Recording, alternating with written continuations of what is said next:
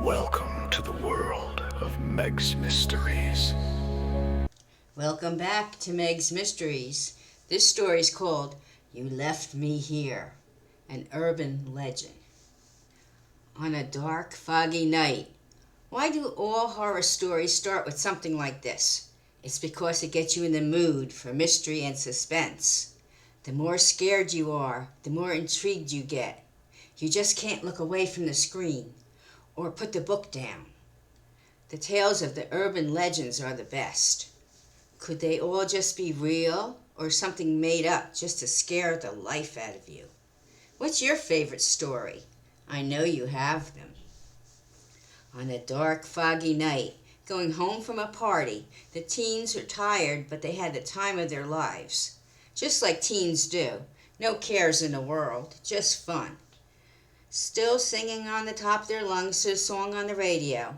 Some still a little bit tipsy from the good old Boone's Farm wine, or whatever they can get their hands on. 1972 was a good year. Graduation and a start to their future. The best time of their lives, but then it all goes away in minutes. They'll never be the same again. Racing down the road they call Thrill Hill, a country road that all the kids drive over. It's like a game of dare. See how high we can fly, speeding through and in the car fly over the hilly road. The faster the better, on the higher the thrill. Your stomach feels it. It's like a roller coaster, but better. You are in charge of it all. But be careful of what you ask for. These kids are in for a rude awakening, and not a good one. Billy is the driver. He loves the thrill of the speed and the excitement of hearing his friends scream with delight. They go faster and faster, the car jumping into the sky, flying over the road. The girls are screaming louder, his best friend Hank riding shotgun next to him. The girls are in the back, Flo and Dee, loving every minute, until they land hard on the road over a bump. "What was that? Did we hit an animal?" cried Flo. "I can't see anything in this fog." Then they pull to the side and get out. All four walk up to a dark shape in the middle of the road behind them. But this is not an animal, but a young girl, so still. Dee says, "Is she dead? I can't look." Hank said, "No, she's still moving, but look at all that blood. What do we do?" Bill is in shock, but finally answers, "I'll get in so much trouble drinking and driving and speeding. We have to get out of here. You're all in trouble, too." "We can't just leave her here," the girls cry. Then Bill says, "We have to. Let's get going before somebody comes along. It's her fault for being in the middle of the road." Then Hank says, "Look, through the fog, a car on the side of the road. She must have broken down and was flagging us for help." Dee says, "I know her. She's a junior in our high school, Kathy something. She works at Hojo's restaurant on weekends. You all know her. We ate there all the time. We have to help her. Let's get to a phone and call it in. But we have to move her to the side of the road first." Bill says angrily, "Don't touch her. If another car comes by, they'll think they did it." "How horrible," the girls say. "That's murder." "I know, but I'm not taking the blame and ruining my life. I'm going to college soon, and that's that. Get in the car or stay here. I'm going." Bill was always very selfish and mean. How Dee ever liked him, who knows? And Hank did just what Bill wanted all the time. What a wuss. How did Flo fall for a guy with no spine? But the girls were scared in a dark, foggy night, so they all got in the car. Looking back, Flo sees Kathy waving, "Don't leave me here, help me." Then she just laid down and died as the car drove off, speeding away. They made a pact not to tell anyone else, or Bill will make their lives a murder. He was a murderer now, and they are all to blame. The papers ran the story. Girl killed on Thrill Hill. No one was caught. But the police car on his rounds found her in the middle of the road, her car on the side. She must have got out and was hit, but no more information on the hit-and-run driver. If anyone knows anything, call the police immediately. Of course, no one called, and it was a cold case. Maybe the driver didn't even know he hit her. It was a thick fog that night. More patrols are on that road now, and the Thrill Hill is being watched more closely. No more speeding on that country road. Her funeral was a sad one. The whole school attended, and most of the town. Bill, Hank, and Flo and Dee were there to show their respect, but never hung out again together, going on their separate ways after graduation. Now the legend begins. Many sightings of a young girl in a Hojo waitress uniform are seen on that very road. The country ripped up the road that year and took down the hill, making it a straightaway but very curvy country road. No more thrills here. There is still the ever-present fog, always thicker on the anniversary of her death. She haunts the road, asking for someone to stop and help her, and then she vanishes. Bill went to college and will be going to medical school after he graduates. Hank took over his father's garage and still lives in the town with his family. Dee went to beautician school and works in town too. Flo moved away and got married and has 2 kids. But they all heard the legend and the tale of the girl in the road. Only they know it was real and just what happened that night. They all still get nightmares. They tried to put it past him.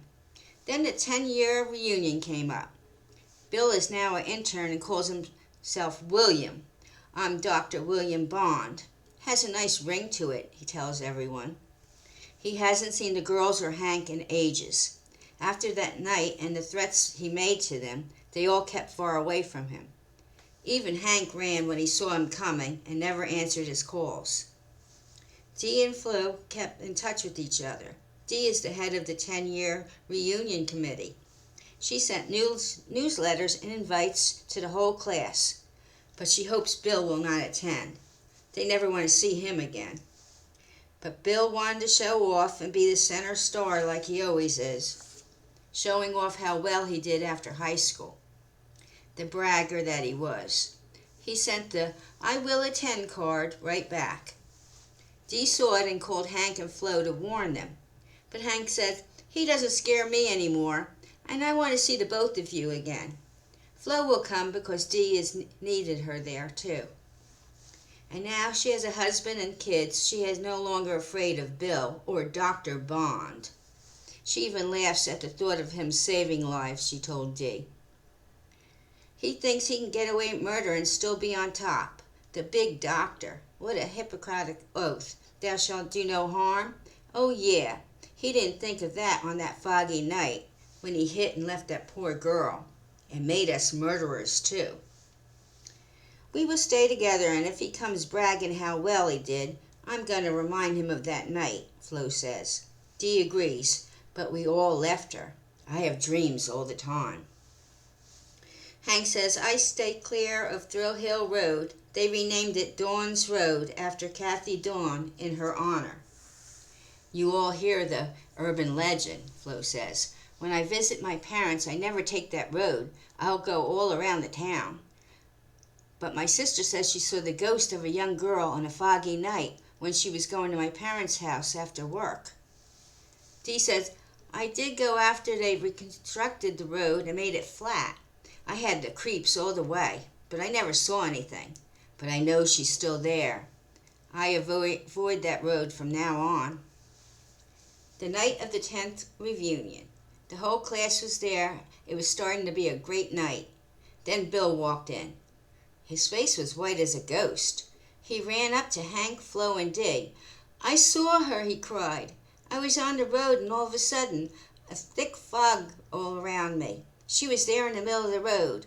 I swerved not to hit her, but my car almost hit a tree, but I missed it. Then I sat there. She came up to me. Why did you leave me here to die? She's really there. She's still haunting the place. We all stared at him. Dee said, It serves you right. Now we must make amends and free her soul. Tell the truth before she comes after all of us. They all agreed. Even Flo and Bill live far away in other towns. Dee and Hank still live here. Flo says, Maybe the nightmares will stop. They all had them and never had a good night's sleep after that tragic night. We must tell what we did. We'll go to the police. But first we have to go to her and free her from her hell. Bill said, "It'll ruin my medical career. I just started." They all said, "We don't care anymore. We're all coming clean. Now come with us or else we'll just tell them that you were the coward. It was all your fault, but we all left her there to die." So they all went in Hank's car to the same spot they left her. Fog got thicker and thicker as they drove closer. She was waiting for them. Then they hit something, making the car go off the road into the woods, hitting a tree. Hank wasn't even driving fast, but the car took on a life of its own, speeding up and no controlling it. They all screamed before the car hit the trees, and they all saw her. And then they thought they heard, "You should have helped me. Now I will be leaving you." She vanished, and they all are stuck there now, becoming urban legends of their own, 4 lost souls here for eternity to haunt Dawn's Road. I hope you liked that story.